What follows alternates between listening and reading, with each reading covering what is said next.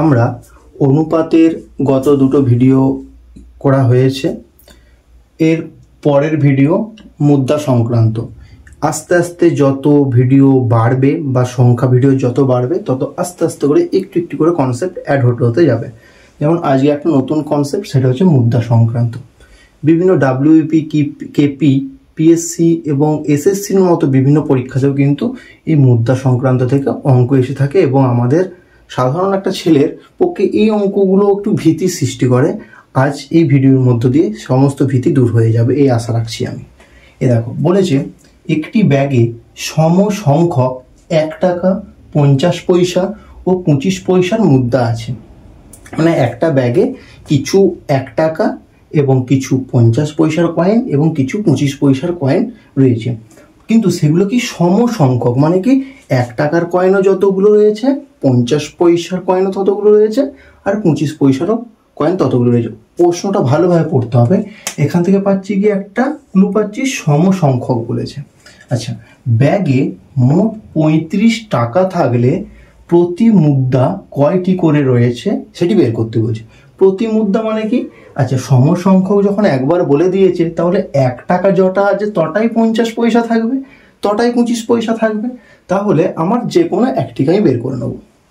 আচ্ছা, এই সমস্ত মুদ্রা সংক্রান্ত অঙ্ক করার আগে আমি সর্বপ্রথম চোখ রাখবো এখানে মোট কি ওয়ার্ডটা বলছে। মোট, আমি এই ওয়ার্ডটাকে প্রথম দেখব। মোট, তারপরে কি 35 টাকা। মোট, তারপর কি বলছে টাকা, তাহলে মোট টাকা বলছে। আচ্ছা, কখনো কখনো বলতে পারে মোট 35টি বলতে পারে। তাহলে টাকা বললে আমরা কি বুঝি? টাকাকে বোঝাই বা মূল্যের অনুপাতকে বোঝায়। আর সংখ্যা বললে কি টি কে বোঝায়। তাহলে এখানে কি বলছে? মোট 35 টাকা। তাহলে কি এখানে মূল্যের কথা বলছে এখানে। তাহলে এখানে যেটা দেবে সেই অনুপাতে আমি অনুপাতটা সাজিয়ে নেব। তাহলে টাকা বলেছে, তাহলে আমি লিখবো কি না মূল্যের অনুপাত, মূল্যের অনুপাত।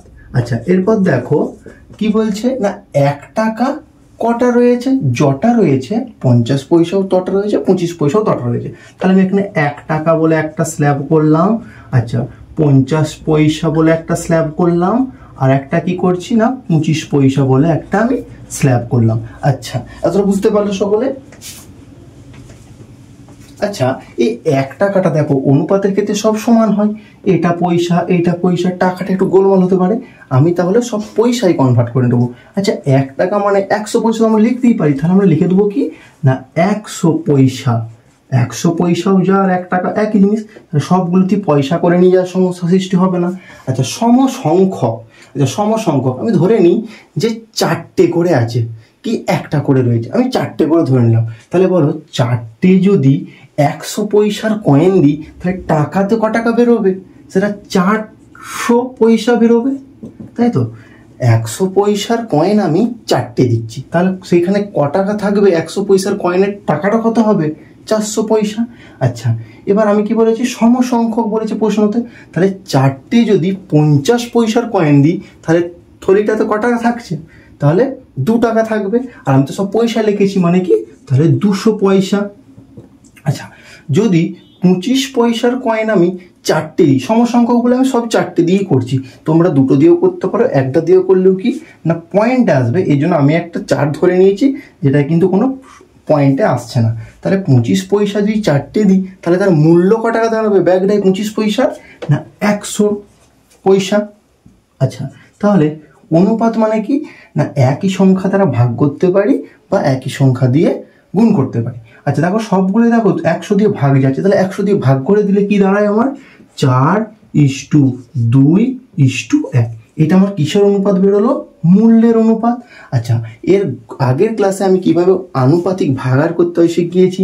তাহলে আমি এটা তাহলে 100 পয়সা আছে 4 টাকা বা 4 পয়সা, 50 পয়সা রয়েছে 2 পয়সা, হ্যাঁ, আর 25 পয়সা রয়েছে 1 পয়সা। এভাবে আমি মূল্যের অনুপাতটাকে বের করে নিলাম। এবার কিছুই নাই, তাহলে মূল্যের অনুপাত বের করেছি আর মূল্য এখানে দেওয়া আছে, আমি এখানে আনুপাতিক ভাগাড় করব। তাহলে আনুপাতিক ভাগাড়ে কি বলেছিলাম, টোটাল কত টাকায় ভাগ করছি সেটা লিখবো। তাহলে কত টাকা আছে, টোটাল আছে 35 টাকা রয়েছে। আচ্ছা, তারপর কি বলেছিলাম, নিচেতে কি লিখবো, অনুপাতগুলো সব যোগ করতে হয়। তাহলে 4 2 6 1 7। আচ্ছা, যে কোনো একটার মান বের করে নাও, কারণ সবগুলো যেটাই বের করবে সেটা তো একই হবে, কারণ সমসংখ্যক বলেছে। আচ্ছা, 4-এর মান বের করলাম, 1 টাকাটা বের করছি, তাহলে কত 7, আর এদিকে কাটলে কত হচ্ছে 5 4 20। আচ্ছা, 20 টাকা মূল্যের অনুপাত, কিন্তু 20 হবে না, 20 টাকা। যদি এখানে সংখ্যার অনুপাত করতাম তাহলে কিন্তু হয়ে যেত 20 যেহেতু আমার মূল্যের অনুপাত বলেছে, আমার ইউনিট হবে 20 টাকা। তাহলে বলো 20 টাকা, এটা কি একটা টাকারটা বের করেছি, তাহলে ওই থলিটার মধ্যে 20 টাকা আছে 1 টাকার কয়েন। তাহলে কটা 1 টাকার কয়েন দিলে আমি 20 টাকা পাবো, নিশ্চয়ই 20টি দিতে হবে। তাহলে ওই বাক্সের মধ্যে বা ওই মুদ্রার থলিটার মধ্যে কি হচ্ছে, বা ব্যাগটার মধ্যে 20টি কিন্তু 1 টাকার কয়েন রয়েছে। আচ্ছা, যেহেতু সমসংখ্যক বলেছে তাহলে 20টি 1 টাকার কয়েন আনসার হবে। 50 পয়সারও রয়েছে কটা, 20টা, আর 25 পয়সার কটা রয়েছে, 20টা। কেমন, ঠিক আছে। এ দেখো আর একটা নতুন অঙ্ক, একটি বাক্সে 1 টাকা 50 পয়সা ও 10 পয়সা মুদ্রার সংখ্যার অনুপাত এত। ওই অঙ্কটায় কি ছিল না, কিছু টাকা দিয়ে দিয়েছিল, বলেছিল ওই বাক্সের মধ্যে রয়েছে, আর মোট মূল্য দিয়ে দিয়েছিল। আচ্ছা, মুদ্রাগুলির মোট মূল্য এত টাকা। আমি কি বলেছি, অঙ্কটা করার আগে মুদ্রার অঙ্ক পাওয়া মানে এই ওয়ার্ডটা দেখবে, মোটের পর কি আছে, মোটের পর কি আছে, টাকা। তার মানে এখানে কিসের অনুপাত আমাকে বের করতে হবে না, এখানে মূল্যের অনুপাতই কিন্তু বের করতে হবে। এখানে যেটি থাকবে সেই অনুযায়ী বের করব। এখানে যদি 102টি থাকতো তাহলে আমি বের করতাম সংখ্যার অনুপাত, এখানে আছে টাকা, তাই আমাকে বের করতে হবে মূল্যের অনুপাত। তাহলে কি করব, মূল্যের অনুপাত, মূল্যের অনুপাত। আচ্ছা, এবার কি বলছে দেখো, সংখ্যার অনুপাত দিয়ে দিয়েছে 3:4:10, মানে বলছে 1 টাকা যদি 3টে থাকে, যদি অনুপাত দিয়ে দিয়েছে মানে এক্সাক্ট ফিগার নয়, 1 টাকা যদি 3টে থাকে, 50 পয়সা আছে 4টে, আর 10 পয়সা আছে 10টি। তাহলে এটাকে আমরা মূল্যের অনুপাত করব, টাকার অনুপাতে করব। কিভাবে না, 1 টাকা যদি 3টি থাকে তাহলে ক টাকা হবে, বাক্সটার মধ্যে বলছে 3টি আছে 1 টাকার কয়েন, তাহলে ক টাকা হচ্ছে, সেখানে নিশ্চয়ই হচ্ছে 3 টাকা, তাই তো। আচ্ছা, এবার বলছে 50 পয়সা আছে 4টি, তাহলে 50 পয়সার যদি মুদ্রা 4টে থাকে তাহলে ক টাকা হচ্ছে, 2 টাকা হচ্ছে, তাই তো। আচ্ছা, এবার বলছে 10 পয়সার কয়েন আছে, মুদ্রা আছে কটা, 10টা। তাহলে 10 পয়সার মুদ্রা যদি 10টা দিই তাহলে কত হচ্ছে, 1 টাকা, তাই তো। আচ্ছা, তাহলে কত হচ্ছে, 3:2:1। দেখো এখানে কোনো সংখ্যাকে দিয়ে কোনো ভাগ করা যাচ্ছে না, তাহলে এটি রয়ে যাবে। আচ্ছা, এটা তাহলে মূল্যের অনুপাত দিয়ে দিয়েছি। আচ্ছা, মূল্যের অনুপাত দিয়ে আছে, এখানে মূল্যের অনুপাত এত টাকা বের করেছি, মূল্যের অনুপাত। এবার আমি আনুপাতিক ভাগাড় করে দেবো। কিভাবে, আমি কি বলেছিলাম, টোটাল কতটা আছে, 102 আছে। আচ্ছা, কার বের করতে বলেছে, 10 পয়সার বের করতে বলেছে। তাহলে 10 পয়সার কোনটা মান, 1 মান, তাহলে 1। নিচে কত লিখবো, 3 2 5 1 6, 6 দিয়ে কাটলে কত হচ্ছে, 6 1 6, 7 আর 9 10, তাহলে কত, 17। তাহলে কত হচ্ছে, 17 কি ইউনিট কি হবে, যদি মূল্যের অনুপাত করেছি টি হবে না, 17 টাকা হবে, তাই তো। আচ্ছা, এবার বলো 10 পয়সা, ওই বাক্সটার মধ্যে 10 পয়সা রয়েছে 17 টাকা, তাহলে কতগুলো দিয়ে আছে বলো তো, একটু তোমরা একটু ভাবার চেষ্টা করো।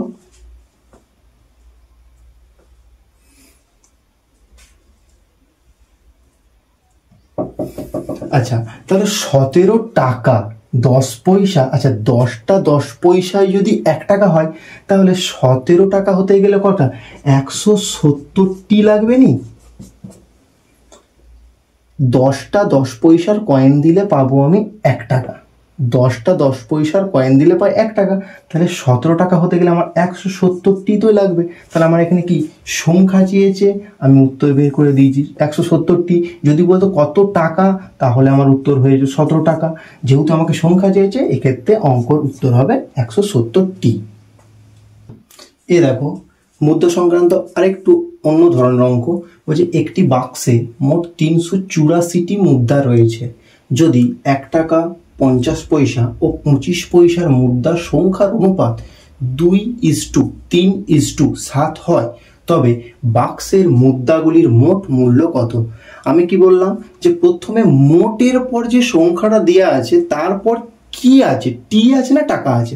দেখো এই যে মোটের পর কি আছে, টি আছে, তার মানে কি এটা সংখ্যার অনুপাত। তাহলে আমাকে কি বের করতে হবে? সংখ্যার অনুপাত। হ্যাঁ, সংখ্যার অনুপাত।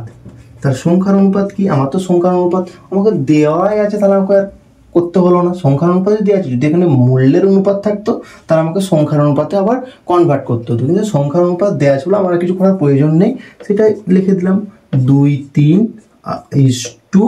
আর কত না 7। আচ্ছা, তাহলে 1 টাকারটা বের করবো কিভাবে? আচ্ছা, মোট কত আছে? 384। আচ্ছা, ইন্টু আনুপাতিক ভাগার করছি, তাহলে যোগ করলে কত হচ্ছে? 7 3 10 2 12/2। এটা কি? এটা 1 টাকারটা। 1 টাকারটা তাহলে কি করলে হচ্ছে 12 দিয়ে কাটলে 12 3 36, 12 2 24, তাহলে 32 2 কত? 64টি। 64টি কি না সংখ্যার অনুপাত বের করছি, মানে 64টি হবে না টাকা হবে? সংখ্যার অনুপাত মানে কি একক কি হয়? টি হবে। আচ্ছা, এবার যদি 50 পয়সাটা বলি কি হবে? একই জিনিস, 384 ইন্টু নিচে 12, কার এটা 50 পয়সার কত? 3 আছে, তাহলে 3 যদি লিখি 12 একই বিষয় 32 আসবে, তাহলে 32-এর সাথে যদি 3 গুণ করি কত হচ্ছে? 3 2 6, 3 3 9। আচ্ছা, এটা কি সংখ্যার অনুপাতে যদি বের হচ্ছে সব, তাহলে এটা কি টি। আচ্ছা, 25 পয়সার যদি বলা হয় তাহলে কি হবে? একই 384 গুণিত কত? 7। 25 পয়সার সংখ্যার অনুপাতে কত ছিল? 7 ছিল, তাহলে 7 বাই কত? 12। তাহলে 12 দিয়ে কাটলে 32। আচ্ছা, 32 হাতে কত? 7 2 14, হাতে 1, 7 3 21 22 টি। আচ্ছা, কিন্তু আমাকে বলেছে বাক্সে মোট মুদ্রাগুলির মোট মূল্য কত? সংখ্যায় রাখতে বলেন, আবার মূল্যই করতে হবে। তাহলে দেখতে পাচ্ছি বাক্সের মধ্যে 1 টাকা আছে 64টি, তাহলে 1 টাকা যদি 64টা দেওয়া হয় তাহলে ক টাকা মুদ্রা ওখানে ক টাকা 1 টাকা রয়েছে? না, এখানে রয়েছে 64 যদি থাকে তাহলে 64 টাকা রয়েছে। বাক্সের মধ্যে 64টি 1 টাকা রয়েছে, তাহলে 64 টাকা রয়েছে। আচ্ছা, বাক্সের মধ্যে 50 পয়সা রয়েছে 96টি, তাহলে টাকা ক টাকা রয়েছে? জাস্ট 2 দিয়ে ভাগ করে দিলেই হয়ে গেল। 4 2 8, 8 2 16 টাকা। তাহলে 96টি 50 পয়সা রয়েছে, মানে কি না 48 টাকা রয়েছে ওখানে। আচ্ছা, 25 পয়সা 224টি রয়েছে, তাহলে এটাকে যদি আমরা টাকাতে কনভার্ট করি তাহলে 4 দিয়ে ভাগ করে দিলে টাকা হয়ে যাবে। তাহলে 4 5 20 আর 4 6 24, 56 টাকা। তাহলে 25 পয়সার কটি রয়েছে? 224টি, টাকা হচ্ছে কত? এত টাকা। এগুলো সব মূল্য বেরিয়ে গেছে। তাহলে প্রশ্ন বলেছে মোট মূল্য কত? শুধু জাস্ট যোগ করে দিলেই হবে। 6 4 10 1 18, হাতে আমার 1 রইল। আচ্ছা, 6 4 10 15 1 16, 168 ইউনিট কি হবে? টাকা, কারণ মোট মূল্য বলেছে। তাহলে এই প্রশ্নের উত্তর হয়ে যাবে 168 টাকা। এ দেখো আবার একটা নতুন অঙ্ক। একটি বাক্সে 1 টাকা 50 পয়সা ও 25 পয়সা মুদ্রার সংখ্যার অনুপাত 1:2:4। ওই বাক্সে 393 টাকা থাকলে মোট কতগুলি মুদ্রা ছিল? এবার এখানে মোট শব্দটা লেখা নেই, তার মানে এখানে ধরে নিতে হবে যে এখানেই হবে ওই বাক্সে মোট 393। এটাকে একটু তোমাদেরকে অ্যাজাম্পশন করে নিতে হবে যে এখানে মোট ওয়ার্ডটা থাকার কথা। ওই বাক্সে মোট 393 টাকা থাকলে মোট কতগুলি মুদ্রা ছিল। সবসময় এরকম নয় যে মোট দিয়ে দেবে, ধরে নিতে হবে যে এটাই মোট হতে পারে। এটাই মোট নয়, বোঝাই যাচ্ছে যে এটাই মোটকে বোঝাচ্ছে। আচ্ছা, তার আগে বলি এই সমস্ত ভিডিও যদি তোমরা আরও পেতে চাও, আমাকে উৎসাহ করতে হবে, তার জন্য সাবস্ক্রাইব করতে হবে চ্যানেলকে এবং বন্ধুদের মধ্যে শেয়ার করতে হবে। এবং কোনো যদি সমস্যা হয় বুঝতে, তোমরা কিন্তু কমেন্ট সেকশানে পিন করতে পারো, আমি তার পরের ভিডিওতে সেটা নিয়ে আলোচনা করে দেবো। এই সমস্ত যে সমস্ত পরীক্ষাগুলো আছে সমস্ত পরীক্ষাতেই কিন্তু এগুলো হেল্পফুল হবে। যেমন WP, KP, PSC, সামনেই রয়েছে রেলওয়ে, NTPC, RPF, সমস্ত পরীক্ষাতে কিন্তু এগুলো হেল্পফুল হবেই হবে। আচ্ছা, তাহলে কি বলছে মোট, কি বলেছে মোট টাকা, টাকা মানে কিসের অনুপাত করব, মূল্যের অনুপাত, মূল্যের অনুপাত। তাহলে এবার দেখি তো কি আছে, কিন্তু এখানে দেয়া আছে সংখ্যার অনুপাত, তাহলে আমাকে কিছু করার নেই, আমাকে মূল্যের অনুপাতে কনভার্ট করতেই হবে। তাহলে কি বলছে 1 টাকার সংখ্যা হতে পারে একটি, তাহলে 50 পয়সার সংখ্যা হবে দুটি, আর 25 পয়সার সংখ্যা হবে 4টি। তাহলে বলো তো 1 টাকার মুদ্রা যদি একটি থাকে তাহলে ক টাকা থাকবে, তাহলে কি 1 টাকাই তো হচ্ছে, মানে 1 টাকার মুদ্রা একটি দিয়েছে থলিটার মধ্যে, তাহলে 1 টাকা আছে তার মধ্যে। আচ্ছা 50 পয়সার মুদ্রা দুটি দিয়েছে, তাহলে ক টাকা হচ্ছে, তাহলে সেটাও তো 1 টাকাই হচ্ছে, 50 পয়সা দুটো দিলে তো 1 টাকাই হয়। আচ্ছা এবার 25 পয়সার মুদ্রা 4টি দিচ্ছে, তাহলে কটা, 25 পয়সার মুদ্রা 4টে দিলে এটাও 1 টাকাই হচ্ছে। তাহলে রেশিও কি হচ্ছে, অনুপাত 1:1:1। আচ্ছা তাহলে মূল্যের অনুপাত করে দিয়েছি, এখানেও মূল্যের অনুপাত আছে, তাহলে আমরা কাটাকুটি করতে পারি আনুপাতিক ভাগার, কিন্তু এখানে ধরো সংখ্যার অনুপাত রয়েছে, এখানে মূল্যের অনুপাত, তখন কিন্তু আমরা আনুপাতিক ভাগার করতে পারি না। এখানে যেটা দেবে সেই অনুযায়ী কিন্তু আমাকে এটা দিয়ে দিতেও পারে, সংখ্যার অনুপাত দিয়ে দিচ্ছে, কিন্তু আমার এখানে প্রয়োজন মূল্যের অনুপাত, আমাকে তাই কনভার্ট করে নিতে হলো। আগের অঙ্কটাতে কি না, যেটা প্রয়োজন ছিল সেটাই দিয়ে দিয়েছিল বলে আমার আর কিছু করার প্রয়োজন হয়নি। আচ্ছা তাহলে 1 টাকার মূল্যের অনুপাত কত হচ্ছে, 1 টাকা। আচ্ছা 50 পয়সারও দুটো আছে মানে 1 টাকা, 25 পয়সারও 4টে আছে মানে 1 টাকা। তাহলে এবার আমি আনুপাতিক ভাগার করব, 1 টাকা, 1 টাকা ক টাকা আছে, 393 গুণিত 1-এর মানে এটা, তাহলে 1 নিচে সব যোগ হয়, তাহলে 3 দিয়ে কাটলে 3 1 3, 3 3 9, 3 1 3, তাহলে কত 131। কি ইউনিট কি, টাকা না টি, কারণ আমি মূল্যের করেছি মানে কি টাকা। আচ্ছা এবার ঠিক একইভাবে 50 পয়সাটা কিভাবে করবো, 50 পয়সা 393 গুণিত কত 1/3, তাহলে 3 দিয়ে কাটলে 131ই হচ্ছে, তাহলে 131 কি টাকা। 25 পয়সাটাও কি হবে, 393 ইন্টু 1/3, তাহলে কাটলে কত 131 সমান কত 131 টাকা। কিন্তু আমার প্রশ্ন দিয়েছে মোট কতগুলি মুদ্রা ছিল, কতগুলি, গুলি মানে কি সংখ্যাকে বোঝায়, যদি কত টাকা বলতো তখন বুঝতে পারতাম যেটা মুদ্রাকে বোঝাচ্ছে কতগুলি। তাহলে 1 টাকা যদি 131 টাকা থাকে তাহলে তার মধ্যে কটি আছে, কটি, তাহলে 131 টাকা আছে 1 টাকা, তাহলে নিশ্চয়ই তার মধ্যে 131টি 1 টাকার কয়েন ছিল, তাই 131 টাকা ছিল। আচ্ছা এবার ওর মধ্যে 131 টাকা আছে 50 পয়সার কয়েন, তাহলে বলতে পারি ওই ঝুলিটার মধ্যে নিশ্চয়ই 262টি ছিল, 262টি ছিল 50 পয়সা। আচ্ছা 25 পয়সা আছে 131 টাকা। আচ্ছা 1 টাকা হয় 4টে 25 পয়সা দিলে, তাহলে 131 টাকা আছে নিশ্চয়ই, তাতে কতগুলি সংখ্যাটা বেরোবে না, 4 দিয়ে গুণ করলে 4 1 4, 4 3 12, হাতে 1 5, এগুলো কি, এগুলো সব টি। তাহলে বলছে মোট কতগুলি, মোট, তাহলে এগুলো যোগ করে দিলে হলো, টি গুলো যোগ করে দিলে হলো, 4 2 6 1 7, আচ্ছা 6 2 9 10 11, আচ্ছা হাতে 1 5 6 7 8 1 9, তাহলে 80। তাহলে যদি বলা হয় বাক্সে মোট কতগুলি মুদ্রা ছিল, 917টি। আচ্ছা এই মুদ্রা সংক্রান্ত আরো কিছু রয়েছে যেগুলো অন্য একটু ধরনের, যেগুলো পরের ক্লাসে আমি দেখাবো, এই চ্যাপ্টারতে নয়, সেটা অ্যালিগেশন পদ্ধতির মধ্য দিয়ে কি করে করতে হয় সেগুলো দেখাবো, আরো খুব সহজ, এটার থেকেও আরো খুব সহজ পদ্ধতি রয়েছে, কিন্তু তার আগে চ্যানেলগুলো দেখতে হবে, না দেখলে ভিডিওগুলো তোমরা বুঝতে পারবে না, চ্যানেলটাকে ফলো রাখতে হবে। আচ্ছা মুদ্রা সংক্রান্ত এটুকুই। দেখো এই একটা অঙ্ক তোমাদের বাড়ির কাজের জন্য রেখেছি, এটা তোমরা চেষ্টা করবে, যদি না পারো আমায় কমেন্টে জানাবে, আমি পরের ভিডিওতে তার সলিউশন দিয়ে দেব। বলছে একটি ব্যাগে 1 টাকা 50 পয়সা ও 25 পয়সা মিলিয়ে মোট 82 টাকা আছে, যেখানে মূল্যের অনুপাত 20:12:9 হলে 25 পয়সার মুদ্রার সংখ্যা কত।